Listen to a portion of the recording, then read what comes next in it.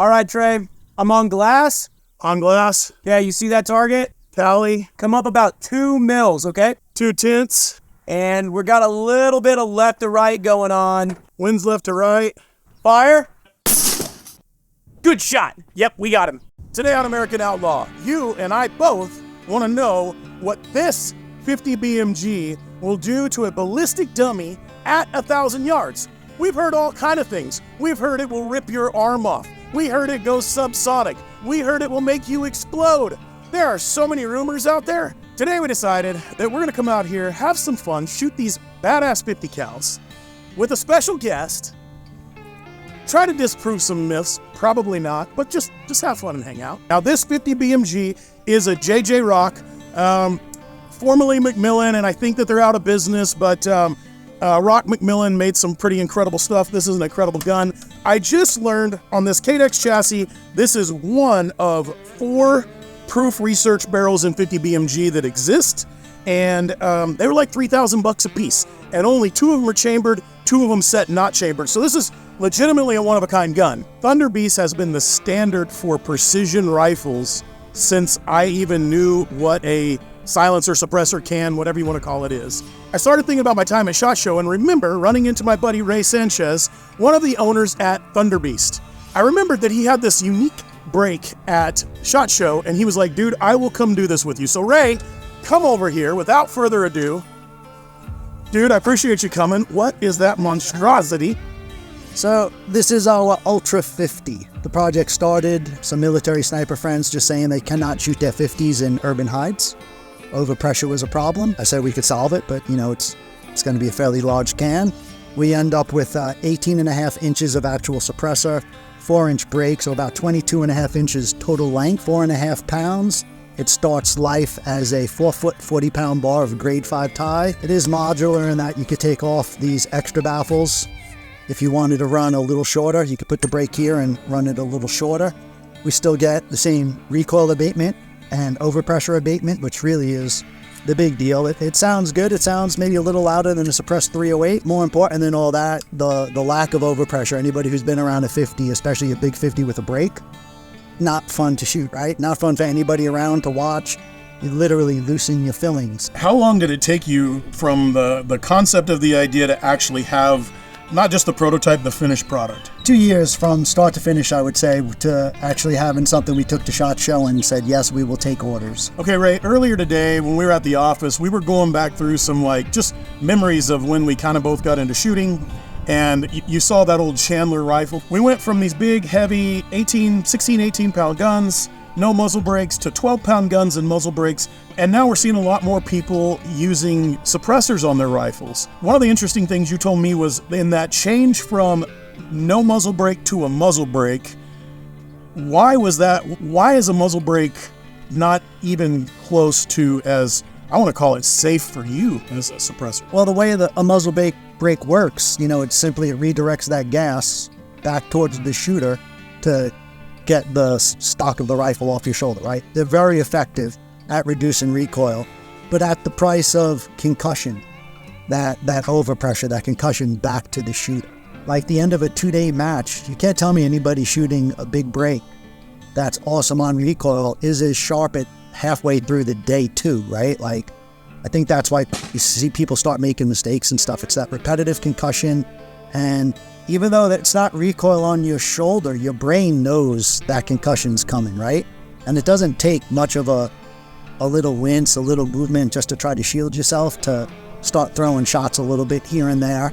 The cool thing about suppressors is, you'll get a more recoil impulse in your shoulder, but we get rid of that concussive blast, right? So they're more pleasant to shoot.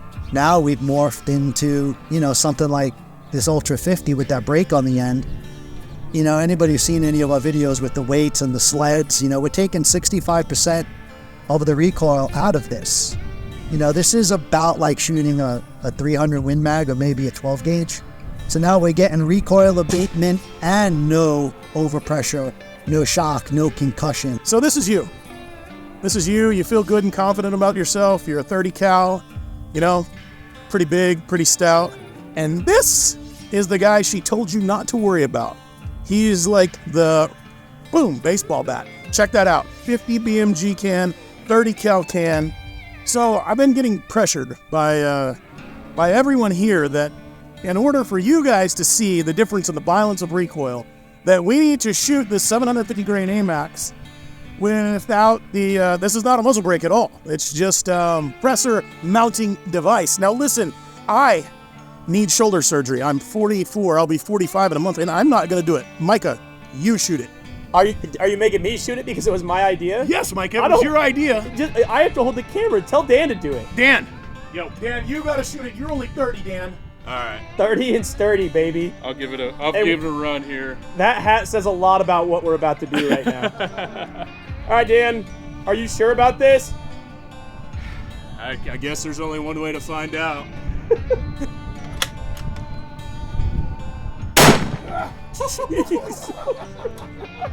I like knocked my hat up, dude. Was it bad? Nah, dude, it's manageable. Let me do it. Let me do it. Manageable. Like, how bad was it really? Pretty bad? Yeah, you'll be all right, dude. You'll be all right. You definitely know you're shooting it, but it's not terrible. There's a little bit of a report. Oh, Jesus Christ. Oh, man. I see why they put muzzle brakes on 50s. All right. We have established our baseline of recoil, sound. You saw Dan and Micah. Let's see what happens when we throw the Thunder Beast on there and see if it can tame the beast. All right, in a redo, Dan, try it now. Wait. No ears, though. No ears? I wouldn't do that, Dan. No ears, that's like a mistake. You're gonna do it without earmuffs? Let's give it a run. Oh my God, I'm putting my earmuffs on. I'm putting them on. You know, you could do a shot or so without muffs, and it's not going to be like, oh my God, what did I do? But, you know, all that sound stuff is an accumulative effect. Don't try this at home, children, but Dan, go ahead. Let's see what it does. You can send one, it won't rock your world. I think we just took out SpaceX, dude. Elon, sorry, Elon, but you just lost one of your satellites. Oh, yeah. How was that? It's not, I mean, like you said, I wouldn't want to do it all day long, but it's not terrible for a shot or two at all. Yeah. How about recoil, though? It definitely, like drug it out over a longer period of time. It was more of a push, whereas without the brake or without the can, it was more like just getting socked in the shoulder. Ready? Oh, yeah, not bad at all. How was the recoil, though? You know, it did the same thing where it hit my hat like it did you. I'm gonna be honest.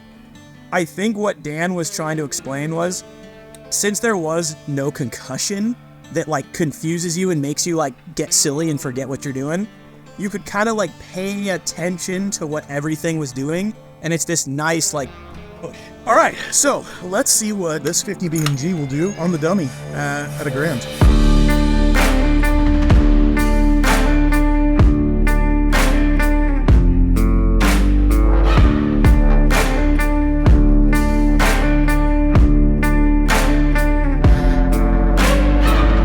Guys, can we hit this at 1,000 off the tripod? So far, we've been doing pretty good. The wind is cooking, so let's see if we can do it. All right, here we go. All right, the idea is we would like the wind to calm down. And your wind just changed direction down there. Oh, it sure did. Mirage is now going left to right. Still straight at our back, though. Pretty much. I'd say cheat left side. All right, here we go. Cheating left side.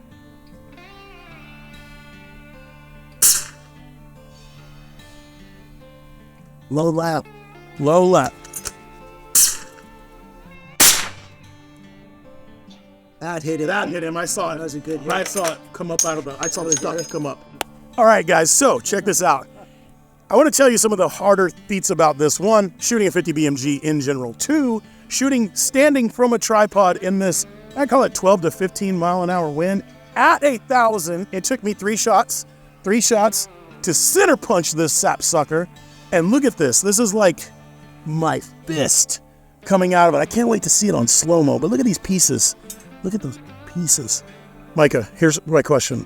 We had this deal once, me and you. I want to know, with the 50 off of the tripod. I see where you're going with this. Where can you, what distance can you hit it first round in the head? So the last time we did this, first round impact, I hit it first round 500. I give myself 2 rounds I get hit the head. 2 rounds? At 1,000.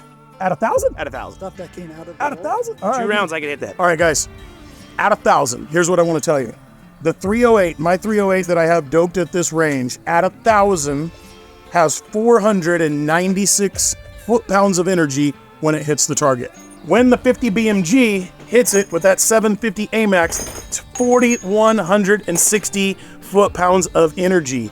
It's like uber unbelievably different in energy of like literally breaking bones. Like Some would say a lot of energy. some would say a lot of energy. Yeah. Now here we have the Dr. Micah Mayfield. Doctor. Yeah. He has 4 rounds because I hit it in 3 and he says he's better than me and I believe him. What did I hit it with? A 308 at 500. So first round though. First round. first round. So you got 4 rounds now. You said you could do it 2. I gave you 4. The drive from there to here puts some reflection in there, and I don't think I can do it in 2. All right. Here we go. My shoulder is kind of still sore, though, from shooting it unsuppressed. Look at these excuses that Micah comes up with. Holy shit. Why did I say 1,000? All right, headshot. Miss number 1. You went low left. You pulled it. Yeah, how far? You hit the ground way. You were way like in front of him. not even close to the plate. Okay, one more. I got no rapport. I couldn't tell. Oh, That might be it. Low left again. just low left. Dude, you shoot this. Got you. See? Low left. Yeah, you did hit low left. I'm telling you, all 3 shots went in the exact same impact. I wasn't pulling them. That was on the head when that broke. That was good break. All right, guys, listen. Here's Micah's. We brought it to 500 because at 1,000 he was a total failure. No, that was, dude, that was ridiculous. Oh, harsh agreement. I like it. I like. I already did 500. Well, you haven't done it with the. But the problem is the 50's got so much recoil compared to a 308. That went left, Left of him. How far? like a mil left. Damn, really? Okay, one more. Right over him. Right over the left shoulder. On glass. Dude, like, legitimately, 2 mils left. We didn't fry the scope, did we? It might have been because I was having problems with my knob. My knob should unlock and it wasn't unlocking. Huh, that's how the day started, with it not unlocking. All right. Oh, okay. You just went right to the right of him, half a mil. Oh, way right. Yeah, way right. Something's not.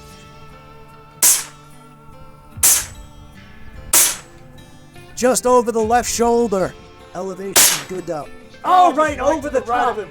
If he had a mohawk, he would have hit it. Really? Yeah, right over the top. The trace Oh, it's was, right over the top, okay. the trace was All right. totally. This is my last one, and someone else is tapping in. Trace was right.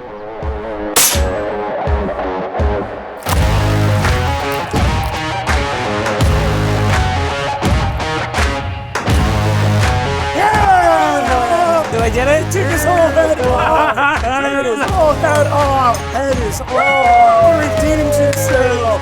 Dude, shooting a 50 is just so much more intimidating. It's hard. You know it's coming. Yeah. You're scared of it just a little bit? No matter what, you're scared of it. Let's go down there and look at it. He look. Oh, yeah. You hit him in the jaw? Oh, no, yeah, his head's gone. Oh, yeah. Look at that. Yeah. Okay, you blew his jaw off, right? Where did it go? No, you hit him underneath here. Oh, how shot him in the throat. Right in the throat. And that's where I was Pieces holding. of I was teeth holding on like the right ground. there. Look at that. Yeah. Look at this. It came out his eyeball. The exit. No, the exit's here now. Yeah, there's a piece of it up here, but just a piece of frag. That's just a frag. Oh, Does that count? Oh, yeah, no. Yeah, I'm gonna give it to you, Micah. Yeah, Dang. He'd be dead. Oh yeah, he's not surviving this.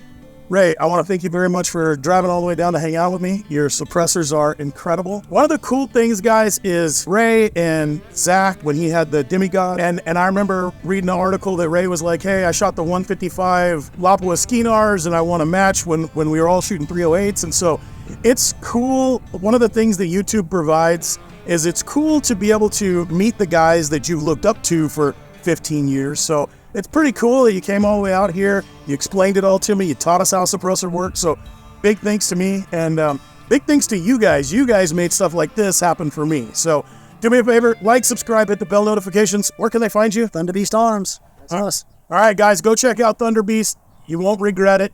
See you soon.